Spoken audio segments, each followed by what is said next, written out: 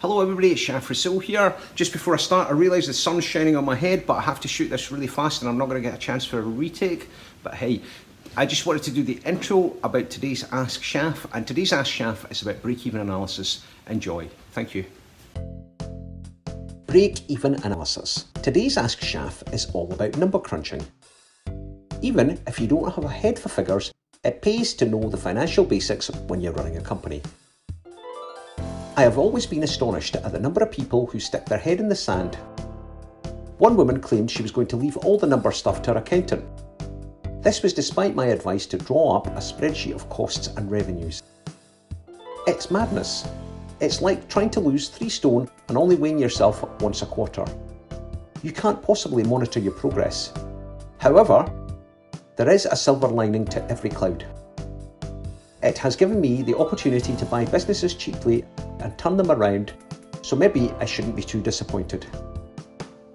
Let me be clear, I don't expect every business person to be a whiz with numbers. And it's true, the accountants are the experts. But if you are running a company, you need to know enough to help with planning and to read the signals that the numbers are telling you. Look closely and they'll tell you what you're doing right and what needs to change. Trust me when I tell you break-even analysis is the most important thing at the start of a new project or business. Put simply, break-even analysis shows you what you need to sell monthly or annually to cover the costs of doing business. The exact point where you aren't making a loss or profit is the break-even point, and it's the milestone for any new business. How long it takes for a business to start making a profit can mean the difference between success and failure.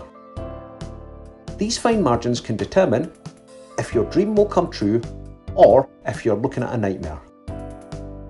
Here's how it works. Every month you have a fixed cost. You need to pay them, whether you have a queue of customers or not a single soul walks through the door. You are looking at the rent or mortgage on the premises, insurance, staff costs. There are variable costs.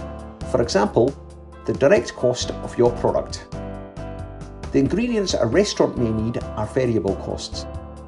The more you sell, the higher the variable costs. But since you are selling the items for more than you've paid for them, you must be making money on those sales.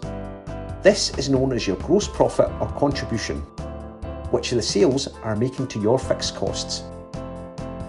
When the contribution equals the fixed costs, you have reached your break-even point, and any sales after that, hey presto, you start making net or operating profits. Tips from Shaf. Get the basics right before you buy a business.